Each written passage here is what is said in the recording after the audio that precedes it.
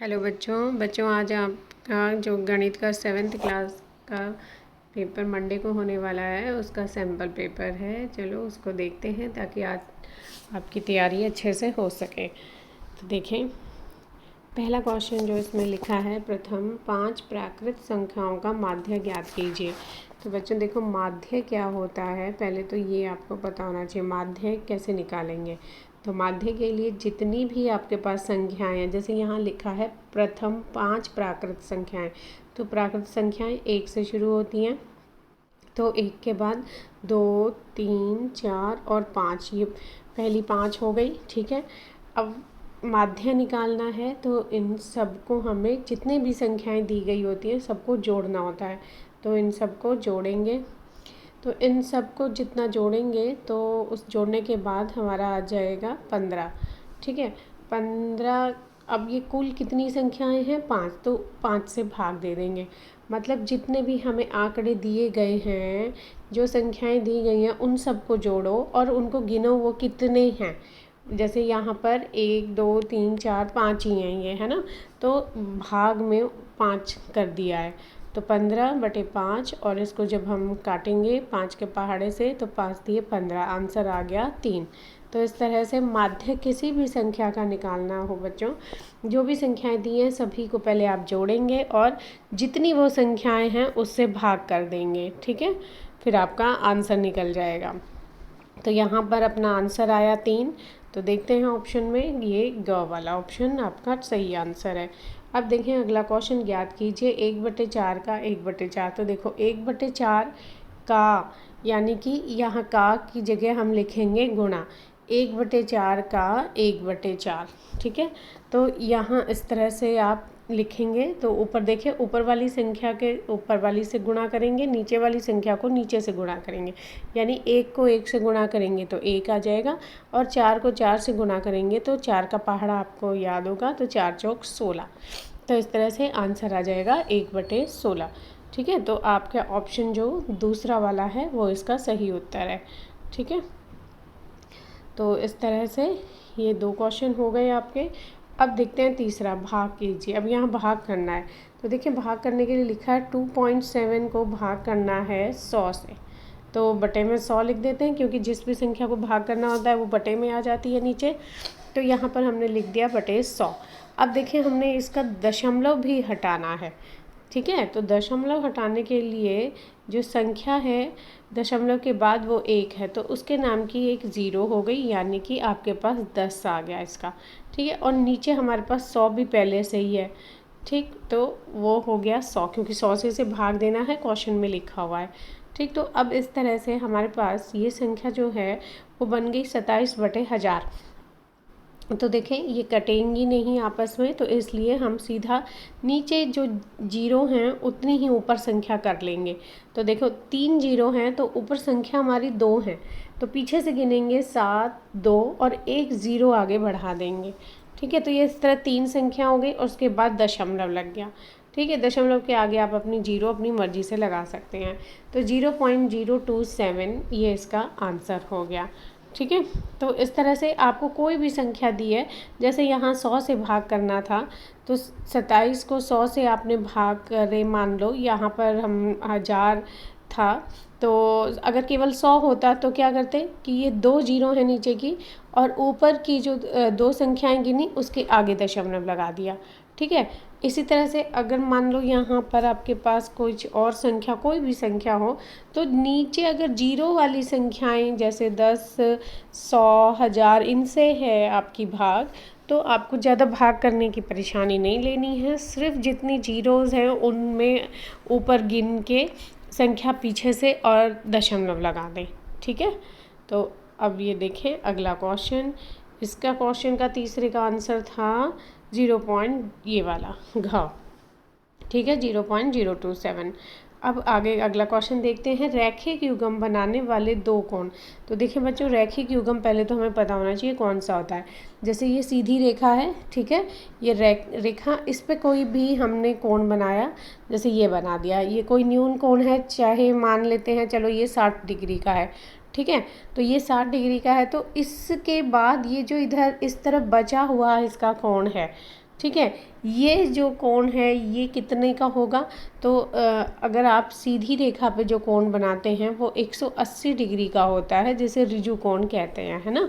तो अगर आपने क्या किया है यहाँ पर कि इस 180 वाले को हमने दो भागों में बांट दिया है ना। तो ऐसे ही यहाँ एक तरफ 60 हो गया, तो ये जो दूसरा आपका हिस्सा ये वाला जो बच गया है ये कैसे निकलेगा, ये आपके इस 180 से 60 को घटा देने पर, है ना। तो 180 से जब हम 60 को घटा देंगे तो आपका यहाँ पर 120 आ जाएगा। तो इस तरह से ये कुल मिला के फिर से कितना हो गया 180। तो इस तरह के जो कोण बनते हैं दो जोड़ों में उनको कहा जाता है रैखिक युग्म। ठीक है, तो अब आप समझ गए होंगे कि रैखिक युग्म कितने का है, 180 डिग्री का। तो रैखिक युग्म बनाने वाले दो कोण, अब दो कोण आपस में क्या होंगे, देखो इसमें ऑप्शन में दिया है पूरक, समपूरक, है ना, न्यून और अधिक।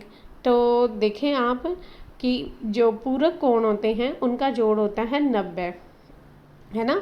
तो यहाँ पर दो कोण कौन से हो जाएंगे, ये आपके यहाँ टोटल जो आपका बनेगा, मतलब कि 180 डिग्री कोण वाले को क्या कहते हैं हम, समपूरक। तो आपका दो कोणों को जोड़कर जो दो कोण जुड़ते हैं तो क्या बनता है, समपूरक कोण। तो इसलिए यहाँ आंसर आ जाएगा आपका समपूरक। ठीक है, इसके बाद अगला क्वेश्चन देखते हैं। पांचवा क्वेश्चन में ज्ञात कीजिए 2500 का 20%। तो देखें 2500 का 20%, तो 2500 लिखेंगे हम पहले और का की जगह निशान लगा देंगे आप गुणा का, और 20% है तो प्रतिशत को 100 में बदल लेंगे, बटे 100 हो जाएगा। ठीक है, तो ये हो गया हमारा 2500 गुणा 20/100। तो अब इसको आप जो संख्याएं कटती हैं उनको काट लें, जैसे ये 2 जीरो से 2 जीरो सीधा कट गई, यहाँ बच गया 25 और यहाँ है 20। तो 25 की 20 से आप गुणा करेंगे, ठीक है, तो 0 हो गई और 50, तो 500 आपका आंसर इस तरह से आ जाएगा। ठीक है, तो यहाँ आंसर आपका 500 हो जाएगा। तो ये हो गया। इसके बाद देखें दिए गए आंकड़ों के समूह में सबसे अधिक बार आने वाला प्रेक्षण बहुलक कहलाता है। ये बिल्कुल ठीक बात है, जो सबसे अधिक बार जो संख्या आती है उसको बहुलक कहते हैं। तो ये हो गया 70। 10 का योज्य प्रतिलोम -10 होता है, ये अगला 7वां है आपका। तो देखें योज्य प्रतिलोम जो भी निकलता है बच्चों, तो उसके लिए जो संख्या हमें दी होती है, जैसे यहाँ 10 दी है तो इसको हम -1 से गुणा करेंगे। ठीक है, तो योज्य प्रतिलोम निकालने के लिए हमेशा जो भी संख्या दी है उसको -1 से गुणा करना होता है। तो -1 से आप जब इसे गुणा करेंगे तो देखो 10 को पहले 1 से गुणा करेंगे, 10 एकम 10 हो गया, और ये माइनस का निशान जो है वो इसके साथ ही रहेगा। ठीक है, तो माइनस दिया हुआ है तो माइनस रहेगा, ये ख़त्म नहीं होएगा। तो -10 जो है वह इसका योज्य प्रतिलोम बनता है। जैसे मान लो कोई और भी आपके पास संख्या दी है, जैसे 5 ही दी है, तो 5 को गुणा करेंगे -1 से, तो 5 की 1 से गुणा करेंगे पहले, 5 एकम 5, और ये माइनस का निशान साथ लगा देंगे, तो -5। ठीक है, इस तरह से मतलब योज्य प्रतिलोम, प्रतिलोम मतलब उल्टा। तो योज्य का मतलब जोड़ का उल्टा क्या होता है, माइनस होता है। आप इस तरह से भी याद रख सकते हैं कि जो भी संख्या दी है उसका आपने केवल योज्य जो है मतलब जोड़ का उल्टा करना है, संख्या वही रहेगी।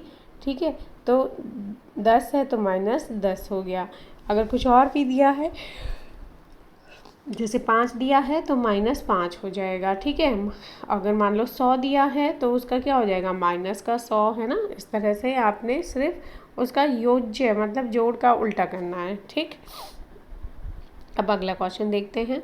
अगले क्वेश्चन में लिखा है 110 का संपूरक कोण होता है। अब देखो बच्चों, ऊपर हमने रैखिक युग्म वाले क्वेश्चन में करा था कि संपूरक कोण जो होता है उसका जोड़ टोटल 180 डिग्री होता है। ठीक है, तो 110 का संपूरक कौन बनेगा, यानी कि 180 में से इस 110 को आप घटा देंगे। ठीक है, जब घटा देंगे तो आपके पास यहाँ पर इस तरह से 70 आ जाएगा। तो यहाँ कौन सा आ जाएगा संपूरक में, 70।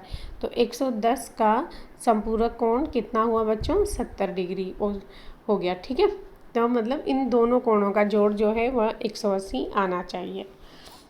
इसके बाद आगे देखते हैं। अगले क्वेश्चन में लिखा है m का 7 गुना और 7 का योगफल आपको 77 देता है, तो उसका समीकरण बना के आपको यहाँ लिखना है, ठीक है। डैश दी हुई है खाली जगह, उस खाली जगह में आपने समीकरण लिखना है।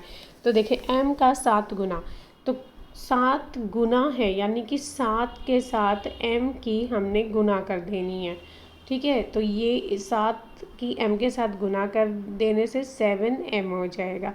फिर कह रहे हैं और 7 का योगफल, तो इसमें अगर 7 को जोड़ दें +7 इसमें जोड़ दिया गया, ठीक है, तो आपको 77 देता है। तो बराबर में कितना आ रहा है 77, ठीक है। यानी 7 का गुना करिए m से, उसमें 7 जोड़ दिया तो 77 आ गया। तो ये आपका समीकरण बन जाएगा। यहाँ खाली जगह पे आप ये समीकरण लिखेंगे, ठीक है। इसके बाद अगला क्वेश्चन देखते हैं। अगले क्वेश्चन में लिखा है हानि प्रतिशत, मतलब यहाँ हानि प्रतिशत का सूत्र दिया हुआ है, हानि बटे में क्वेश्चन मार्क लगाया हुआ है। जो क्वेश्चन मार्क लगाया है उसकी जगह आपने बताना है क्या आएगा। तो देखें बच्चों, हानि प्रतिशत निकाल रहे हैं हम, तो किसी चीज़ को खरीदेंगे तभी तो उस पर हानि होएगी ना।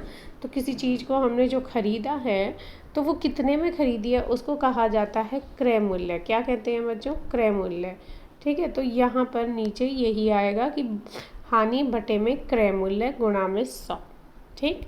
तो ये हो गया आपका 10वां क्वेश्चन। ये इस तरह से आपके जो एक मार्क्स के क्वेश्चन हैं वह पूरे 10 हो गए हैं, ठीक है। उम्मीद है आपको समझ आ गई होगी। तो अब अगले देखते हैं 11वें क्वेश्चन से। 11 से 13 तक के जो क्वेश्चन है बच्चों, ये क्वेश्चन आपके 2-2 मार्क्स के हैं, ठीक है।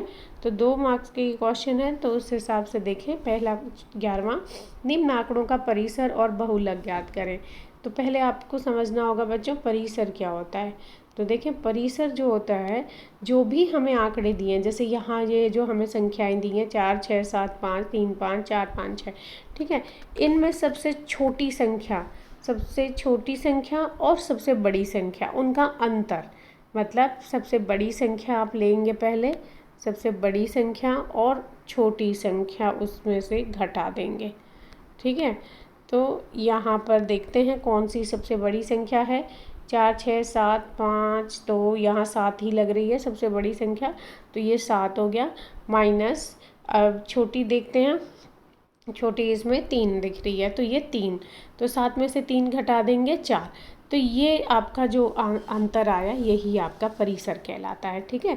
तो सबसे बड़ी संख्या में से छोटी संख्या बस आपने घटा देनी है, तो आंसर जो आएगा वह परिसर। अब इसके बाद देखते हैं, इसमें बहुलक भी पूछा हुआ है। तो बहुलक क्या होता है बच्चों? अभी आपने सत्य असत्य में ही देखा होगा कि लिखा था कि जो सबसे ज़्यादा बार जो संख्या आती है, तो सबसे ज़्यादा बार संख्या देखिए कौन सी आ रही है इसमें, 4, 6, 7, 5।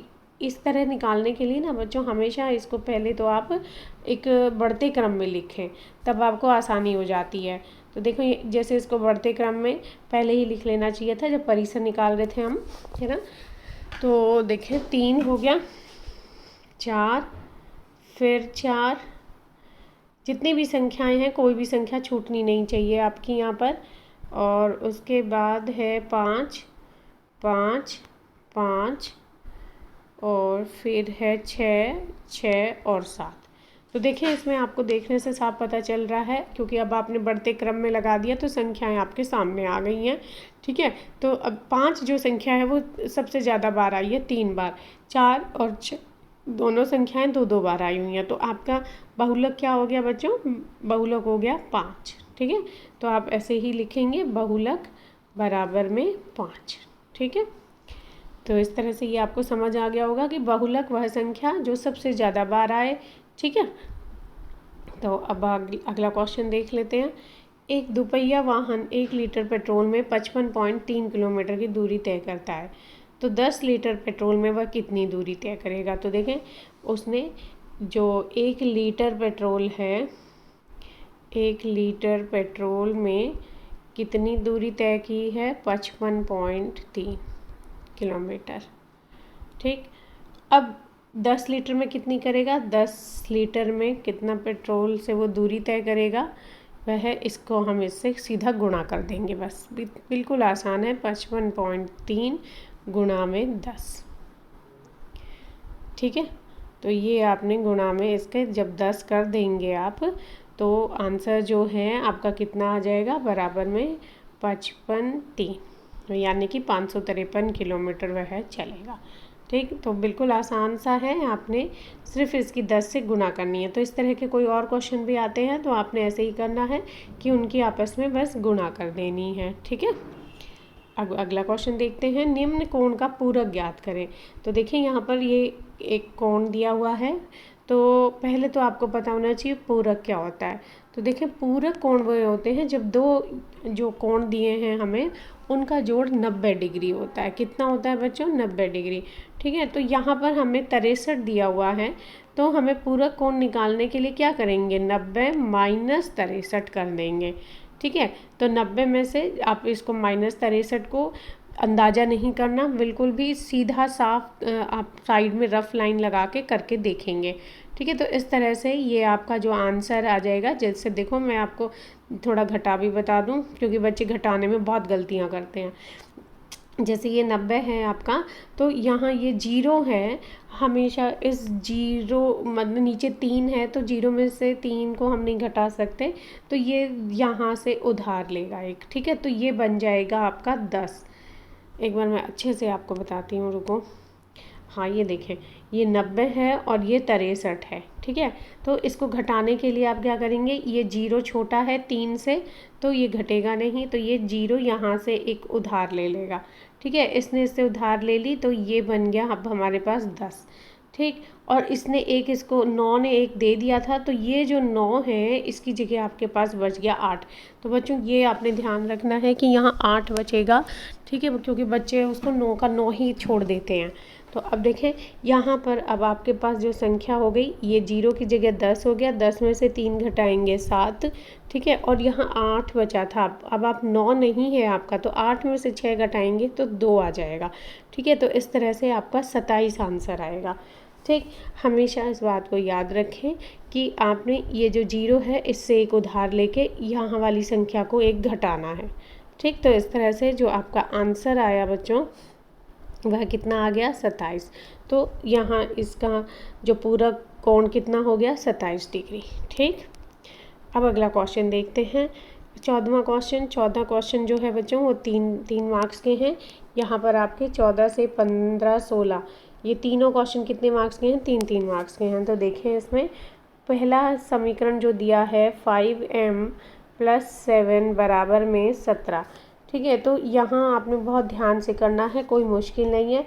देखिए ये m जो है ये चर वाली संख्या है, मतलब ABCD Z तक अगर कोई भी संख्या किसी के साथ लिखी है अंक के तो वह चर वाली संख्या कहलाती है ना। तो इस 5m को हम यहीं छोड़ लेंगे।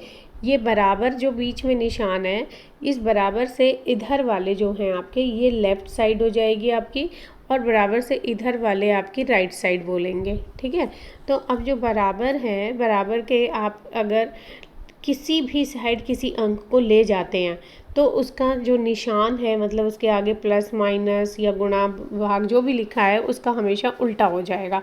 ठीक है, तो 5m है, तो यहाँ इस तरफ आपके 17 है। तो देखो ये अंक वाली संख्या जो है, खाली अंक वाली, इसको हम दूसरी साइड ले जाएंगे, तो ये प्लस की है तो यहाँ माइनस की 7 हो गई। ठीक, तो अब इस तरह से हमारे पास 5m बराबर, अब ये 17 है ये 7 है। ठीक है, तो ये 17 प्लस की संख्या, तो प्लस माइनस माइनस 17 में से 7 घटा देंगे तो आपके पास यहाँ कितना बच जाएगा बच्चों? 10 बच जाएगा। ठीक, अब हमने यहाँ से 5m में से m का मान निकालना है, तो m की 5 के साथ गुणा हो रही थी, तो इसकी भी साइड जब बदलेंगे 5 की तो ये नीचे जाके भाग हो जाएगा। ठीक है, देखो यहाँ प्लस था तो वो दूसरी साइड बदली तो माइनस हो गया। यहाँ 5 जो है m के साथ गुणा हो रहा है, अब 5 की जब साइड बदलेंगे तो वो आगे जाके भाग हो जाएगा। ठीक है, तो अब इसको काट लेंगे, 5 एकम 5, 5 दूनी 10, तो m का मान बच्चों कितना आ गया आपका? 2।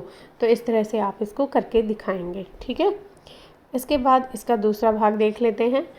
दूसरे भाग में लिखा है 3n-2 बराबर में 46। ठीक है, तो अब देखें यहाँ भी कि जो चर वाली संख्या है उसको यहीं छोड़ दें, और इस तरफ आप ये जो 2 है माइनस का 2 इसकी साइड बदलेंगे, तो यहाँ पहले से आपके पास इस राइट साइड में क्या है? 46। तो पहले तो इस 46 को ही लिखेंगे, फिर इस संख्या की -2 की हमने साइड बदलनी है, तो ये प्लस का 2 हो जाएगा।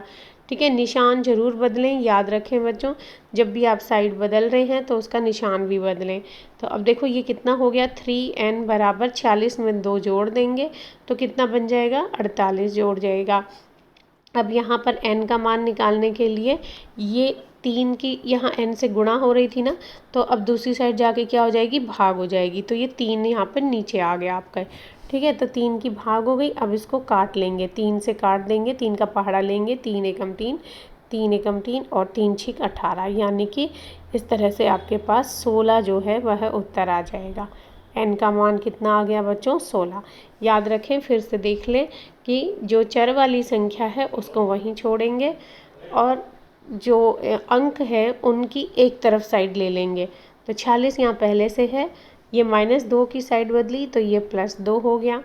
अब ये जो 3n था यहाँ पर अब हमारे पास कितना बराबर में आ गया, 48।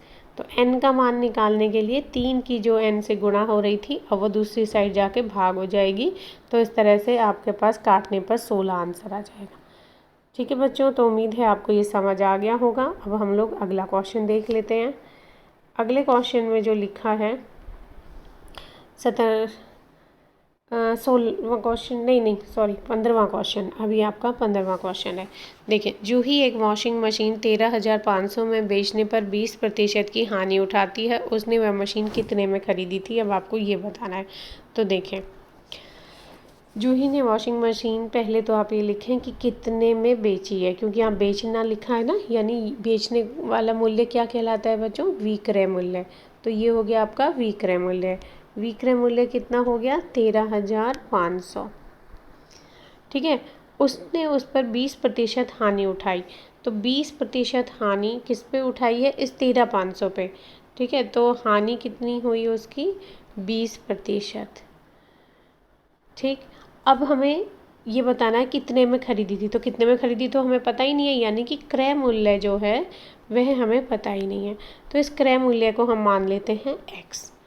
ठीक है, तो अब देखें, ये क्रय मूल्य जो है वह x है और हानि जो हुई वह हमारी इस क्रय मूल्य पे ही हुई होगी ना, 20% की, क्योंकि जितने में आपने खरीदी है तभी तो आपको पता चलेगा ना कि भाई कितनी में खरीदी थी और उस पर हानि कितनी हुई। तो देखें, हम पहले इसका हानि जो हुई है वही लिखेंगे कि जो हानि कितनी हुई है, x हानि बराबर x का 20%। ठीक है, तो x का 20% हम किस तरह से लिखते हैं, तो ये देखें, x गुणा में 20/100। ठीक है, ये क्या है हमारी, ये हानि है हमारी। अब ये जो हानि है आपकी x का 20%, ये आपने जब आप हानि निकालेंगे, मतलब हानि निकालनी है, तो हानि क्या होती है, जो क्रय मूल्य है आपका, क्रय मूल्य माइनस में अब इस हानि को कर देंगे आप। ठीक है, तो ये हो गया हानि प्रतिशत आपका जो है, तो ये क्रय मूल्य हमने x माना था, ये x ये हो गया आपका x माइनस हानि का जो ये आपका प्रतिशत है, x का 20%, x गुणा में 20/100। ठीक है, अब बेची कितने में है उसने, 13,500 में, तो बराबर में कितना आ गया, ये सब किसके बराबर है, 13,500 में, क्योंकि 13,500 में बेचने पर उसे 20% हानि हुई है। ठीक है, तो अब इस सब को हम निकाल लेंगे, आंसर आपका आगे निकल जाएगा। तो आप इसको x गुणा में 20% को यहाँ पर भी पहले सॉल्व कर सकते हैं। जैसे मान लो ये 0 से ये 0 आपकी कट गई, 2 एकम 2, 2 पंजे 10। तो इस तरह से x की 1 से गुणा करेंगे तो x आ जाएगा और बटे में 5। तो यहाँ पर आप x गुणा 20/100 की जगह पे केवल x/5 लिख सकते हैं। तो ये हो गया x माइनस x/5। ठीक है, अब इसको आगे हल कर लेते हैं। देखें, अब ये जो हमारे यहाँ समीकरण बन गया, कितना बन गया, 13,500 बराबर x माइनस एक्स बटे 5। अब इसको हल करने के लिए, क्योंकि x के नीचे कोई संख्या नहीं है, एक मान के आप इसका लघुत्तम ले लेंगे।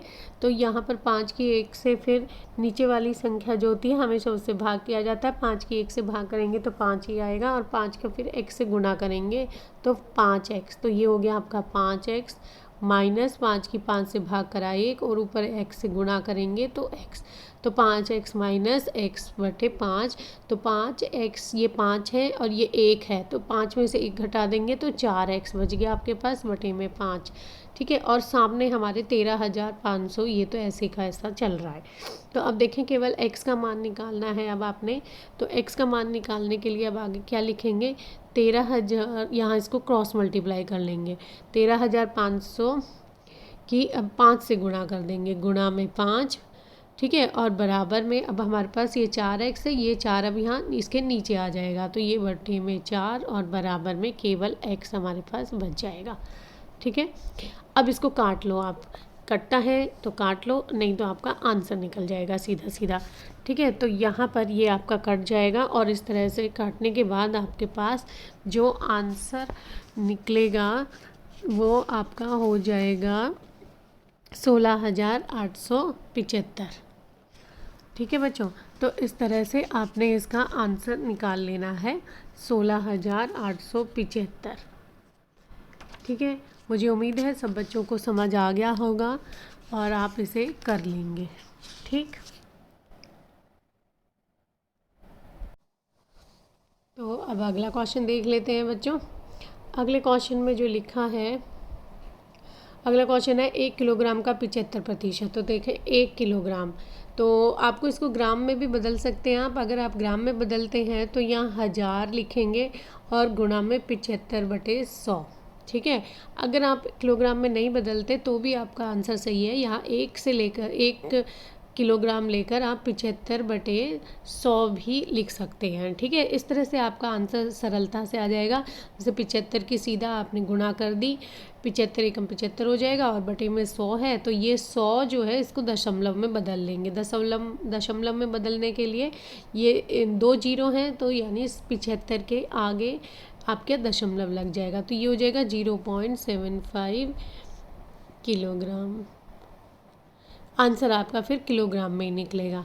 ठीक है, अगर आप यहाँ पर इसको 1000 ग्राम में बदलते हैं तो आपका आंसर जो है ग्राम में निकलेगा। ठीक है, देखिए बच्चों, जो इसका अगला भाग है 12 किलोग्राम का 75%, तो वो भी ऐसे ही हो जाएगा कि 12 आप किलोग्राम में ही निकाल सकते हैं, गुणा में 75 बटे में 100। ठीक है, इसको काट लेंगे तो आपका आंसर आ जाएगा। अब मैं थोड़ा जल्दी समझा देती हूँ आपको, क्योंकि वीडियो लंबी होती जा रही है। तो देखें, अगला जो आपका दिया हुआ है क्वेश्चन, मीता अपने वेतन का 4,000 रुपये बचाती है। यदि यह उसके वेतन का 10% है तो उसका वेतन कितना है। तो देखें बच्चों, यहाँ पर उसका वेतन नहीं पता है, तो जो वेतन नहीं पता है उसको मान लेंगे आप x, और जो ये x मान लिया तो इसका 10% वह बचाती है ना। तो x का 10% लिखेंगे, x का 10%, और वो कितना रुपए है, 4,000, बराबर में 4,000। ठीक है, तो x गुणा में का को बदल देंगे, 10 बटे में 100 हो जाएगा, बराबर 4,000। ठीक है, अब यहाँ पर x का मान निकालने के लिए आप इसे क्रॉस मल्टीप्लाई कर लें, तो ये x बराबर 4,000 गुणा में ये 100 हो जाएगा आपका, और बटे में 10 हो जाएगा। 0 से 0 कट गई, 4,000 और गुणा 10 करेंगे तो आपके पास आंसर 40,000 सीधा आंसर आ जाएगा। ठीक है बच्चों, तो इस तरह से आप करें। इसके बाद अगला क्वेश्चन देखें। अगले क्वेश्चन में दिया है, मीना ने 9% वार्षिक दर से 1 वर्ष पश्चात 45 रुपये ब्याज के दिए और उसने कितना धन उधार लिया था, ये बताना है। तो देखो बच्चों, इसमें आपने सीधा जो मूलधन वाला सूत्र है वो लगाना है। तो मूलधन का सूत्र ब्याज का जो था, यानी आई जिसे हम ब्याज कहते हैं, बराबर में P गुणा में R गुणा में T बटे में 100। तो देखिए यहाँ क्वेश्चन में आपका सब कुछ दिया हुआ है। ब्याज जो है वो 45 दिया हुआ है, मूलधन जो है उसको निकालना है तो वो उसकी वैल्यू P रखें। वार्षिक दर जो है वो 9% है, यानी 9 बटे ये 100, और गुणा में 1 साल है तो 1, बस ये इस तरह से आप इसको करेंगे तो आपका आंसर निकल जाएगा। इसको क्रॉस मल्टीप्लाई कर लेंगे, क्रॉस मल्टीप्लाई करेंगे तो 45 की गुणा 100 से होएगी, ठीक है, और बटे में आपका 9 आ जाएगा और बराबर में p। इसको हल करेंगे तो आंसर निकल जाएगा, ठीक है। तो इसके बाद हम अगला क्वेश्चन आपका 19वां क्वेश्चन और देख लेते हैं। देखिए इस 19वें क्वेश्चन में आपको 6 विभिन्न कक्षाओं के विद्यार्थियों की संख्या नीचे दी गई है। इन आंकड़ों को दंडालेख द्वारा निरूपित कीजिए। तो दंडालेख बनाना है और कुछ यहाँ क्वेश्चन दिए हुए हैं, उन क्वेश्चंस के जवाब भी देने हैं। तो दंडालेख बनाने के लिए बच्चों आपने पहले तो एक इकाई लेनी है। इस तरह से बनाएंगे। इकाई जो होगी आपकी वो मान लो आपने 10 की ले ली, क्योंकि यहाँ 135 सबसे बड़ी संख्या है, 80 90 100 इस तरह से आ रहे हैं, तो ये आ गए आपके 10 विद्यार्थी। ये आपका इकाई यानी आपका स्केल हो गया, ठीक है। तो इसके बाद यहाँ आप इसको 0 से 10 के गैप में यहाँ लगाते जाएंगे निशान सारे। टोटल 140 तक ले लेंगे कि 135 से थोड़ा बड़ा हो जाए। अब यहाँ दंडालेख बनाने के लिए आपने जैसे विद्यार्थियों की संख्या 5वीं में 135 है, तो इस तरह आयत रूप में आपका दंडालेख आएगा। ये 135 तक आप इसको बढ़ा देंगे, 140, इसके नीचे 130 होगा, तो इनके दोनों के बीच में तक आपका ये दंडालेख जाएगा, ठीक है। तो इस तरह से आपने सभी का बना लेना है। ये 130, उसके नीचे ये 120 है, तो अगला तो छठी का 120 तक ही जाएगा। तो यहाँ नीचे कक्षा लिख देंगे 5वीं, यहाँ छठी, इस तरह से आप लिखते जाएंगे, ठीक है। तो इस तरह आपके ये पूरे दंडालेख जो है ये बन जाएगा। ये दंडालेख इस तरह आप बनाएंगे। इसके बाद जो क्वेश्चन दिए हुए हैं उनके आंसर भी देने हैं आपने। इन आंसर्स को भूलना नहीं है। आप स्केल किस प्रकार चुनेंगे, तो जो स्केल चुना हमने क्या चुना था, 1 इकाई बराबर में 10 विद्यार्थी, है ना। विद्यार्थियों की संख्याएँ है ना, यहाँ पर विद्यार्थियों की संख्याएँ देखें तो बराबर 10 विद्यार्थी हो गए। किस कक्षा में विद्यार्थियों की संख्या अधिकतम है, अधिकतम संख्या देखें 135 है ये, तो ये 5वीं में है, तो इसका आंसर हो जाएगा 5वीं। इसके बाद पूछ रहे हैं न्यूनतम। न्यूनतम में देखें ये जो आपका 80 दिया हुआ है, 80 जो है आपका 10वीं कक्षा में दिया हुआ है, ठीक है। तो ये आपका आंसर न्यूनतम का हो जाएगा 10वीं कक्षा। इसके बाद कक्षा 6 के विद्यार्थियों की संख्या का कक्षा 8 के विद्यार्थियों की संख्या से अनुपात ज्ञात कीजिए। तो अनुपात आपने ज्ञात करना है। तो पहले तो 6 के विद्यार्थी देखें कितने हैं, 120, तो ये 120 अनुपात के लिए फिर कौन सी है, 8वीं। 8वीं में कितने हैं, 100, तो बटे में 100 इस तरह से निकालेंगे। आप इसको काट लेंगे, ये कट जाएगा आपका 2 2 5 10, तो 6/5 आपका अनुपात आ जाएगा, ठीक है बच्चों। तो इस तरह से ये आपका क्वेश्चन पूरा हो जाते हैं 19 पर। आपने दंडालेख जो है वो ध्यान से बनाना है बच्चों, उसमें बहुत गलतियाँ करते हैं। यहाँ 0 से शुरू करेंगे और इस तरह से 10 20 30 40 50 60 70 और ये 140 तक आप ऊपर इसको लेंगे, ठीक है, तभी आपका ये सही बनेगा। क्योंकि जो इकाई है उसमें हमने क्या लिया है, 1 इकाई बराबर में 10 विद्यार्थी, तो ये 10-10 का अंतर आपने इसमें ज़रूर करना है, ठीक है बच्चों। आपने ध्यान से करना है क्वेश्चंस को, कोई गलती नहीं करनी है।